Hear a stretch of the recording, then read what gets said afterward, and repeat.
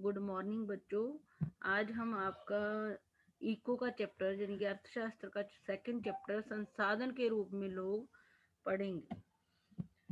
तो अवलोकन, संसाधन के रूप में लोग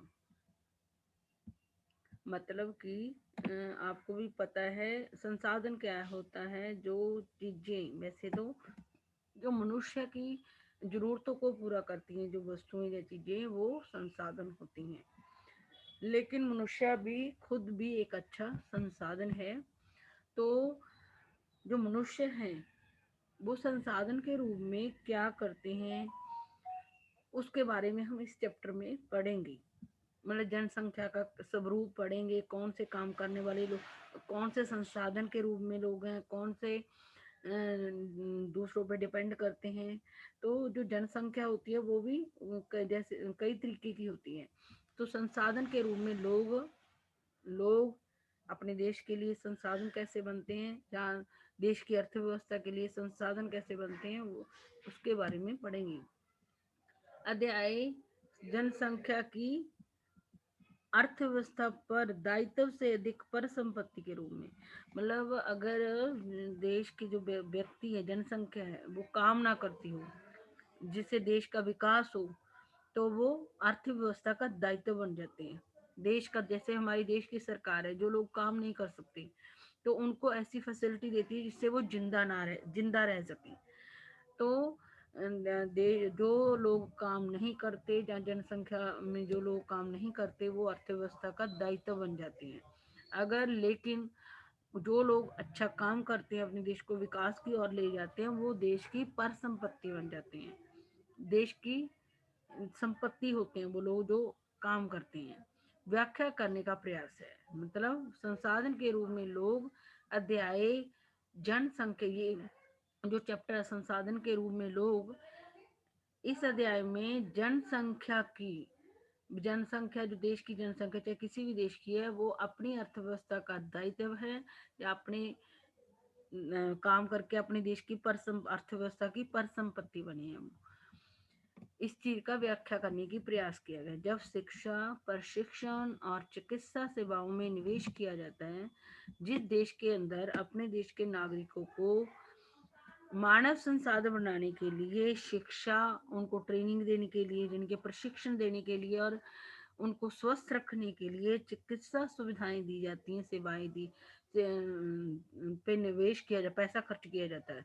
जब किसी देश के द्वारा शिक्षा, प्रशिक्षण और चिकित्सा सेवाएं अपने देश के लोगों को देने के लिए उसके ऊपर पैसा खर्च किया जाता है, तो वही जनसंख्या मानव पूंजी में बदल जाती है। जब हम देश के लोगों को अच्छी शिक्षा देते हैं, ट्रेनिंग देते हैं, उनको हेल्दी रखने के लिए अच्छी चिकित्सा सेवाएं भी देते हैं, तो वही देश के जो मानव होते हैं मानव पूंजी में तब्दील हो जाते हैं। वास्तव में मानव पूंजी का मीनिंग याद करोगे आप लोग, कौशल और उनमें निहित उत्पादन के ज्ञान का स्टॉक है। मानव पूंजी जो मानव है, जो लोग हैं, एक तो हर एक बंदे के अंदर कोई ना कोई कौशल होता है, कोई कुछ ना कुछ काम करने की उनके अंदर एबिलिटी होती है। और उत्पादन के ज्ञान, उत्पादन कैसे करना है, इस चीज का ज्ञान का स्टॉक होते हैं। मानव पूंजी कौशल और उनमें निहित उत्पादन के ज्ञान का स्टॉक है, ये इसकी डिफाइन बन जाती है मानव पूंजी की। ये आप याद करोगे। वैसे तो मानव मानव है, जितनी देर मानव को कोई काम करना नहीं आता तो वो अर्थव्यवस्था या देश की सरकार की रिस्पॉन्सिबिलिटी बन जाते हैं। जब वही लोग ज्ञान लेकर देश के लिए कुछ काम करते हैं तो वो देश की संपत्ति बन जाते हैं।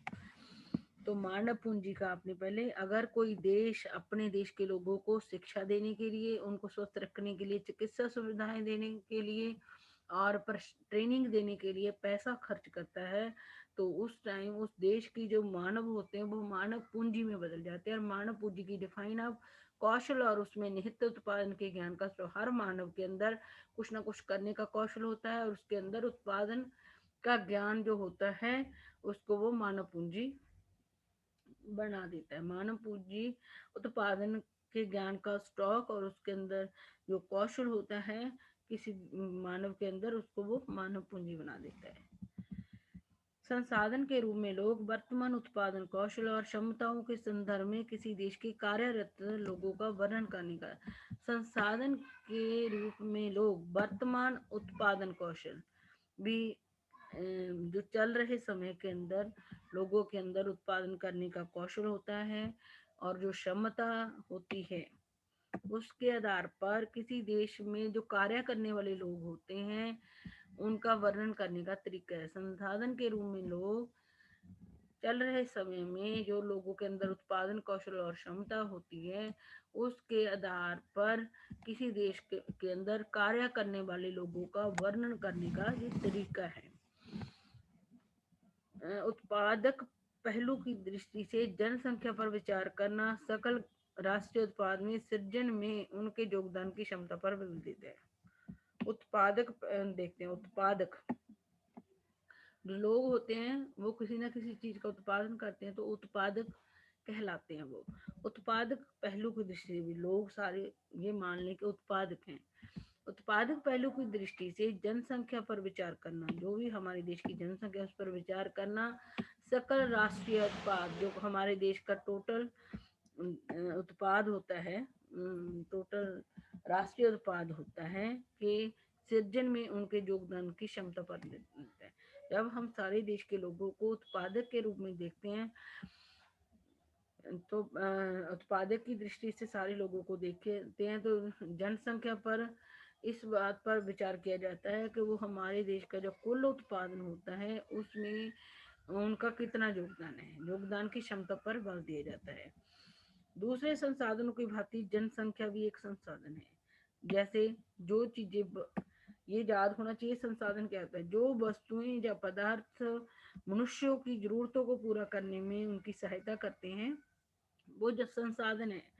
तो दूसरे संसाधनों की भांति जनसंख्या भी एक यानी कि जनसंख्या यानी कि देश की जनसंख्या जितने चाहे पुरुष है बच्चे बूढ़े सब क्या है, संसाधन है, एक मानव संसाधन है, एक मानव जब व्यक्ति संसाधन है।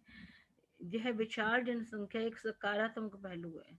जो देश की बहुत सारी हम कहते हैं हमारी देश की जो जनसंख्या वो 30-35 करोड़ के आसपास की है, ये सकारात्मक पहलू है जिसे प्राय उस वक्त अनदेखा कर दिया जाता है जब हम इसके नकारात्मक पहलू को देखते हैं। विशाल जनसंख्या एक सकारात्मक पहलू है लेकिन इससे प्राय इस सकारात्मक पहलू को उस टाइम अनदेखा कर दिया जाता है जब इसके हम नकारात्मक पहलू की तरफ देखते हैं। जनसंख्या वैसे ज्यादा जनसंख्या कहते हैं देश के ऊपर बोझ होती है लेकिन उसमें काम करने वाले लोग ज्यादा हों तो वो सकारात्मक भी हो सकती है। जैसे भोजन, शिक्षा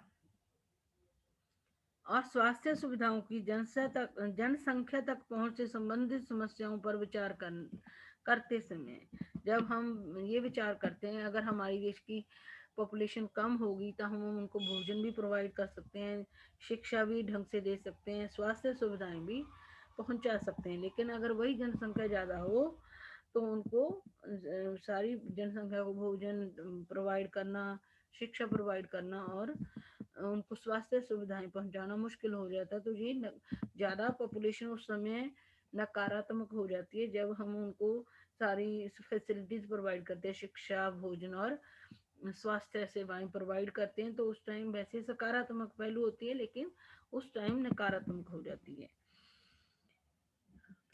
जब इस विद्यमान मानव संसाधन को और अधिक शिक्षा तथा स्वास्थ्य द्वारा और विकसित किया जाता है तब हम इसे मानव पूंजी निर्माण कहते हैं। जब जो हमारे पास मानव संसाधन है, जब विद्यमान मानव संसाधन की और अधिक शिक्षा तथा स्वास्थ्य द्वारा और जब मानव को अधिक शिक्षा तथा स्वास्थ्य द्वारा और विकसित किया जाता है तब हम इसे मानव पूंजी निर्माण कहते हैं। तो अगर क्वेश्चन आ जाए कि मानव पूंजी निर्माण है क्या चीज है तो आप क्या लिखोगे, जब ये वाला विद्यमान मानव संसाधन को और अधिक शिक्षा तथा स्वास्थ्य द्वारा जब और विकसित किया जाता है तो तब इसे हम मानव पूंजी निर्माण कहते हैं। तो एक तो ये मानव पूंजी किसे कहते हैं? एक मानव पूंजी निर्माण। ये भी आ जाता है कि जो लोग होते हैं वो कब अर्थव्यवस्था का दायित्व और पर संपत्ति बन जाते हैं। जो मैंने आपको भी, जब लोग काम करते हैं अपने कौशल जितनी उनके अंदर वो है, मतलब काम करने की क्षमता, उसके अनुसार काम करते तो वो अर्थव्यवस्था के लिए पर संपत्ति बन जाते। जब वो नहीं करते अपनी क्षमता के अनुसार काम, तो वो दायित्व बन जाते हैं। मानव पूंजी निर्माण कहते हैं जो भौतिक पूंजी निर्माण की ही भांति देश की उत्पादक शक्ति में वृद्धि करता है।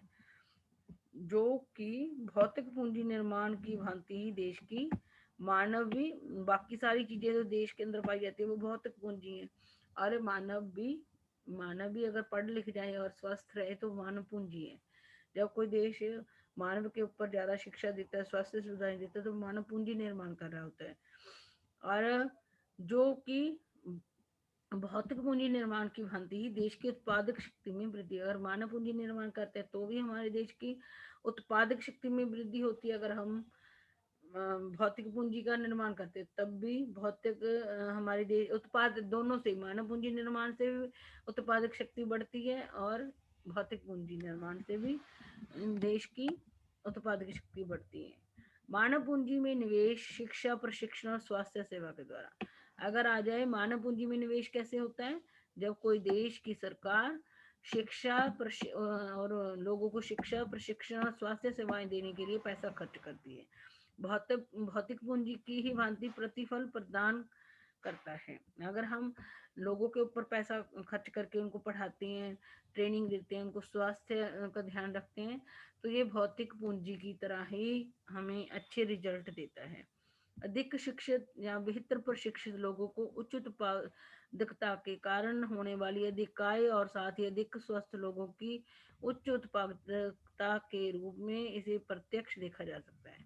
अधिक शिक्षित, बेहतर शिक्षित, प्रशिक्षित लोगों की उच्च उत्पादकता के कारण, जब हम ज्यादा पढ़े लिखे लोग होंगे, उनको अच्छी ट्रेनिंग दी जाएंगी, तो जो अगर वो बिना पढ़े और ट्रेनिंग लिए काम करेंगे तो उनका उत्पादन कम होगा। लेकिन जब हम उनको ट्रेनिंग दे के पढ़ा के उनसे काम कराएंगे तो उनकी उत्पादकता ज्यादा अच्छी होगी, उच्च हाई प्रोडक्टिविटी देंगे वो।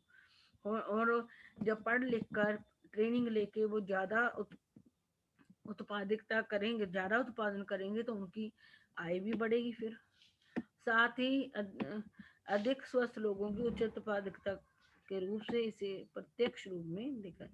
स्वस्थ लोग, ज्यादा स्वस्थ लोग, पढ़े लिखे और ट्रेंड लोग, जिनको नई ट्रेनिंग दी जाती है और जो स्वस्थ लोग हैं उनसे ज्यादा उत्पादन करते हैं और ज्यादा कमाते हैं। इसका मतलब यही है कि अगर किसी देश की सरकार लोगों को पढ़ा लिखा के ट्रेनिंग दे के उनको स्वास्थ्य या सुविधाएं दे के स्वस्थ रखती है, तो उन लोगों की कंपैरेटिवली जिनको शिक्षा नहीं दी जाती, ट्रेनिंग नहीं दी जाती, स्वास्थ्य सुविधाएं नहीं दी जाती, उनसे ज्यादा उत्पादन करते हैं और ज्यादा कमाते हैं। पढ़े लिखे ट्रेंड लोग जिनको स्वास्थ्य सुविधाएं मिली होती है वो ज्यादा उत्पादन करके ज्यादा कमाते हैं। इसका मतलब यही है। आपने बस मानव पूंजी किसे कहते हैं और मानव पूंजी निर्माण कैसे होता है वो पढ़ना। भारत की हरित क्रांति एक नाटकीय उदाहरण है कि किस प्रकार बेहतर उत्पादन प्रौद्योगिकी के रूप में अधिक ज्ञान रूपी आगत दुर्लभ भूमि संसाधन की उत्पादकता में तीव्र वृद्धि ला देता है।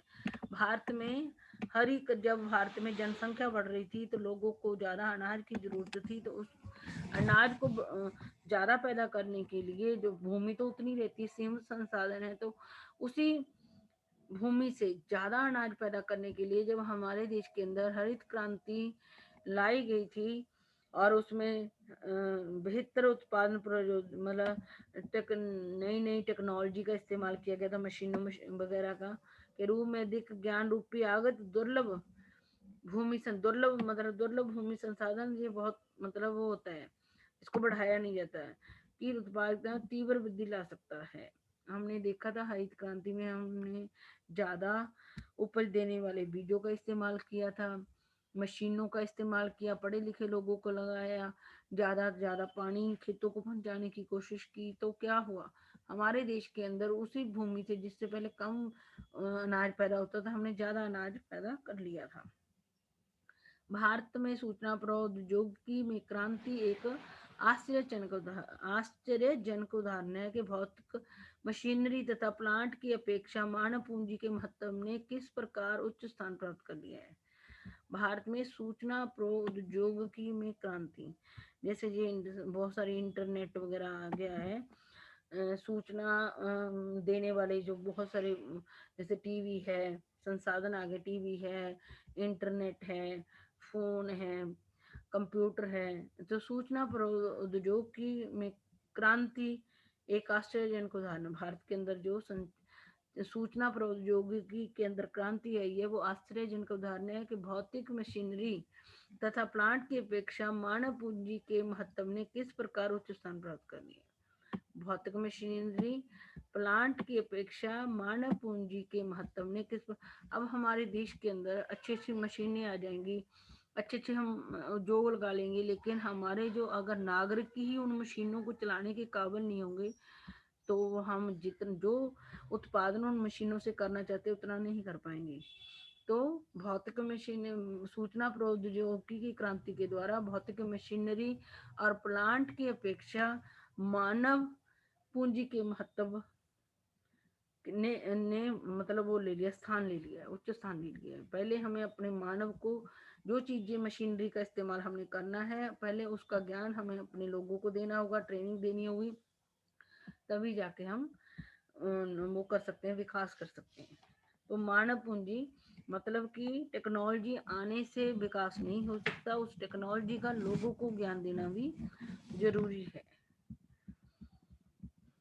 मानव संसाधन क्या है? क्या ये भूमि अथवा श्रम के समान है? यह उससे अधिक है।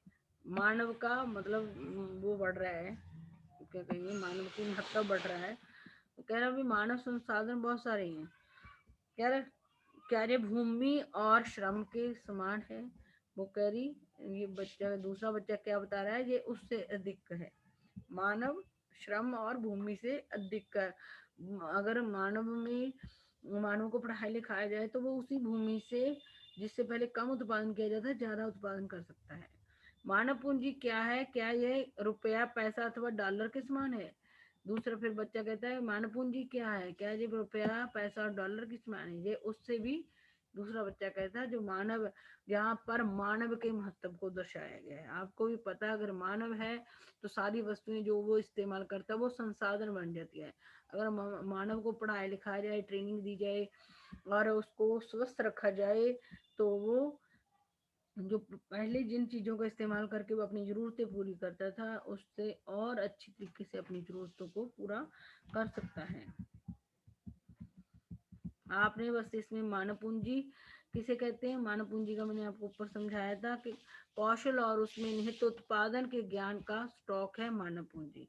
मानव पूंजी निर्माण कैसे करता कोई देश? जब किसी देश की सरकार अपने देश के नागरिकों को पढ़ाने, ट्रेनिंग देने और स्वस्थ रखने के लिए स्वास्थ्य सेवाओं पर पैसा निवेश करती है तो वो मानव पूंजी का निर्माण कर रही होती है। इसके निर्माण से ही सब कुछ वो हो सकता है। जैसे भौतिक पूंजी का निर्माण करने से उत्पादकता बढ़ जाती है, वैसे मानव पूंजी का निर्माण करने से भी उत्पादकता किसी देश की बढ़ सकती है। मतलब मानव ही सब कुछ है, इसमें मानव ही सारी चीजों को वो बनाता है संसाधन। तो मानव अगर ज्यादा अच्छी क्वालिटी का बन जाए, इसमें कि मानव पूंजी बन जाए तो उससे देश का विकास ज्यादा हो सकता है। यही मानव पूंजी है। डॉक्टर पढ़ लिख गया व्यक्ति तो उसको वो डॉक्टर बन गया, तो कहाँ पहले नीम हकीम जो वैद्य होते थे वो लोगों का इलाज करते थे, उनको इतना समझ भी नहीं होती थी। लेकिन जो डॉक्टर पढ़ा लिखा होता है तो वो मरीज का जो इलाज है वो अच्छी तरीके से कर सकता है, मशीनरी की हेल्प से भी कर सकता है। लेकिन जो वैद्य होते थे वो तो हाथों से नब्ज वगैरह देख के करते थे। संसाधन का टीचर भी एक संसाधन है। अब जो प्रिंटिंग करते हैं वो भी वैसे हाथ से लिखा जाता है, तो प्रिंटिंग आने से ज़्यादा लोगों तक वो प्रिंटिंग मटेरियल में जो ज्ञान होता है वो ज़्यादा लोगों तक पहुंचाया जाता है। तो प्रिंटिंग मशीन आने से जो प्रिंटिंग मशीन चलाने का ज्ञान मिला, अगर लोगों को ज्ञान मिला तभी तो वो बनी है ना। पढ़े लिखे लोग हुए तो उन्होंने पहले हाथ से लिखते थे, फिर ऐसी मशीन का आविष्कार कर दिया जिससे कि ज्यादा से ज्यादा बुक्स छाप के लोगों तक पहुंचाई जा सके। एक टेलर है, वो पहले भी लोग कपड़े पहनते थे, लेकिन टेलर ने एक सुंदर तरीके से कपड़े सिलकर लोगों को पहनाना शुरू कर दिया। मतलब कि मानव पूंजी का निर्माण करने से जो काम हम पहले करते थे, पहले भी होते थे, लेकिन वो उतनी अच्छी तरीके से नहीं होते थे जितने आज मानव पूंजी, मानव के पढ़ लिख जाने, ट्रेनिंग के बाद और स्वस्थ होने के बाद हो सकते हैं। आज हम लोग इतना ही पढ़ेंगे, अगला हम अगले चैप्टर में, अगली वीडियो में देखेंगे। चलो थोड़ा सा देख लें। उच्च आय से न केवल अधिक। चित्र 2.1 को देखकर क्या आप बता सकते हैं कि डॉक्टर, अध्यापक, इंजीनियर तथा दर्जी अर्थव्यवस्था के लिए किस पर परिसंपत्ति, क्योंकि ये काम करके देश का भी पैसा कमा रहे हैं, तो देश का विकास कर रहे हैं, इसलिए ये परिसंपत्ति है। जो लोग काम करते हैं अच्छी तरीके से अपनी योग्यता के अनुसार, वो देश की अर्थव्यवस्था की परिसंपत्ति होते हैं। जैसे ये टेलर, अध्यापक, इंजीनियर, दर्जी वगैरह।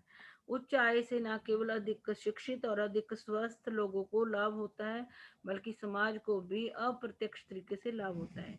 उच्च आय से जब कोई लोग अच्छी शिक्षित होके ज्यादा पैसा कमाते हैं, से ना केवल अधिक शिक्षित और जो मतलब उच्च आय से ज्यादा पढ़े लिखे लोगों को ही फायदा नहीं होता और अधिक स्वस्थ लोगों को ही लाभ नहीं होता, बल्कि बाकी समाज को भी, जो और भी समाज में लोग रहे होते हैं, उनको भी अप्रत्यक्ष तरीके से लाभ होता है। क्योंकि अधिक शिक्षित, अधिक स्वस्थ जनसंख्या का लाभ उन लोगों तक भी पहुंचता है जो स्वयं प्रत्यक्ष रूप से उतने शिक्षित नहीं है। अगर कुछ लोग पढ़ जाते हैं, ज्यादा पढ़ जाते हैं, ज्यादा स्वस्थ हो जाते हैं, तो उनको देखकर वो लोग भी अपने आप को शिक्षित और स्वस्थ रहने की कोशिश करते हैं जो उतने शिक्षित और स्वस्थ नहीं है, जहाँ उन उतनी स्वास्थ्य सेवाएं उन्हें प्रदान नहीं की गई हैं। वास्तव में मानव पूंजी एक तरह से अन्य संसाधनों जैसे भूमि और भौतिक पूंजी से श्रेष्ठ है। मानव पूंजी यानी कि मानव जब पढ़ लिख जाता है तो वो भूमि और भौतिक पूंजी से श्रेष्ठ है, क्योंकि मानव संसाधन भूमि और पूंजी का उपयोग कर सकता है। मतलब मानव पूंजी, क्वेश्चन आ सकता है कि मानव बाकी संसाधनों से श्रेष्ठ क्यों है, क्योंकि मानव भूमि और जो बाकी भी संसाधन है उनका इस्तेमाल कर सकता है, लेकिन अगर भूमि को श्रेष्ठ करेंगे तो भूमि दूसरों का, मानव का उपयोग नहीं कर, मानव भूमि का उपयोग कर सकता है, भूमि मानव का उपयोग नहीं कर सकती, क्योंकि मानव संसाधन भूमि और पूंजी का उपयोग कर सकता है, भूमि और पूंजी अपने आप में उपयोगी नहीं हो सकती। मानव है तो भूमि और जो भी भूमि और पूंजी है वो उपयोगी है, वो उसका उपयोग कर सकता है। अगर वो मानव ही ना हो तो वो भी बेकार है, भूमि और पूंजी भी बेकार है। अनेक दशकों से भारत में विशाल जनसंख्या को एक संपत्ति की अपेक्षा एक दायित्व माना जाता है। बहुत सारे सालों से जो हमारे भारत की विशाल जनसंख्या है उसको पर संपत्ति की बजाय दायित्व माना जा रहा है। तभी तो हमारे देश के लोगों को जीने का अधिकार दिया गया। जो लोग नहीं भी काम करते उनको भी ऐसी सुविधाएं सरकार उपलब्ध करवाती है ताकि वो जिंदा रह सके।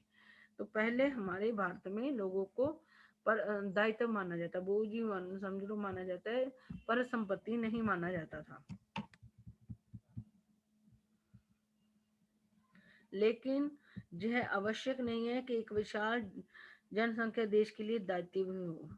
ये जरूरी नहीं है कि जो बड़े किसी देश की अगर जनसंख्या ज्यादा है तो वो दायित्व ही हो, भी रिस्पॉन्सिबिलिटी ही हो देश की।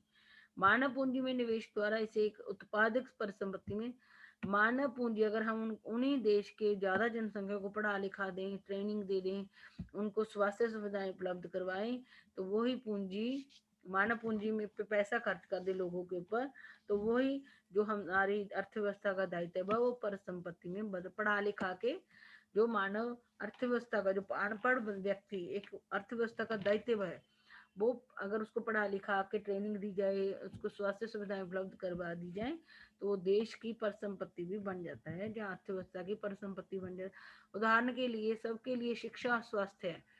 आधुनिक प्रौद्योगिकी के प्रयोग में औद्योगिक और कृषि श्रमिकों के प्रशिक्षण, उपयोगी वैज्ञानिक अनुसंधान आदि पर संसाधनों के व्यय द्वारा। उदाहरण के लिए सबके लिए शिक्षा, स्वास्थ्य है। सभी देश के जनसंख्या के में जो लोग आते हैं उनके लिए शिक्षा, स्वास्थ्य, नई नई जो टेक्नोलॉजी के प्रयोग में औद्योगिक और कृषि श्रमिकों के प्रशिक्षण, उपयोगी वैज्ञानिक अनुसंधान आदि पर संसाधनों पर भी। अगर हम देश के लोगों को शिक्षा और स्वास्थ्य और न्यू टेक्नोलॉजी के प्रयोग को सिखाते हैं, तो औद्योगिक और कृषि श्रमिकों को जो प्रशिक्षण दिया जाता है देकर, उपयोगी जो वैज्ञानिक अनुसंधान है, खोजें हैं, वो उनके ऊपर आदि पर संसाधनों के व्यय द्वारा पर संपत्ति में बदला। मानव पूंजी में निवेश द्वारा इसे एक उत्पाद अगर आ जाए, मानव पूंजी को पर संपत्ति में कैसे बदला जा सकता है, तो आप कहोगे उसके ऊपर निवेश करके। निवेश कैसे किया जाता है? लोगों को शिक्षा देके, स्वास्थ्य संबंधी सुविधाएं देके, नई नई टेक्नोलॉजी उपलब्ध करवा के, उद्योगों में काम करने वाले और खेती में, कृषि में काम करने वाले जो मजदूर हैं उनको प्रशिक्षण देकर उपयोगी जो देश में वैज्ञानिक खोजें करके, खोजें करने में जो हम पैसा खर्च करते हैं, वही मानव पूंजी के ऊपर निवेश कहलाता है। जब हम अपने देश के अंदर लोगों को शिक्षा, स्वास्थ्य, नई टेक्नोलॉजी देने के लिए, उद्योगों और खेतों में काम करने में मजदूरों को ट्रेनिंग देने के लिए और नए नए वैज्ञानिक खोजें करने के लिए पैसा खर्च करते हैं, तो वो मानव पूंजी के ऊपर किया गया निवेश कहलाता है। तो बच्चे आज हम इतना ही पढ़ेंगे। आप लगता है आप लोगों को यहाँ पे मानव के महत्व को बताया गया। अगर पढ़ा लिखा के ट्रेनिंग दी गई, स्वास्थ्य सुविधाएं दी गई, तो मानव सारे संसाधनों से व्यस्त है और वही दूसरे संसाधनों को इस्तेमाल करके उनको संसाधन बनाता है। तो आप लोगों को अगर मेरी वीडियो समझ आई हो तो शेयर, लाइक और सब्सक्राइब करना मेरे चैनल को मत भूलना। बाय बाय बच्चों।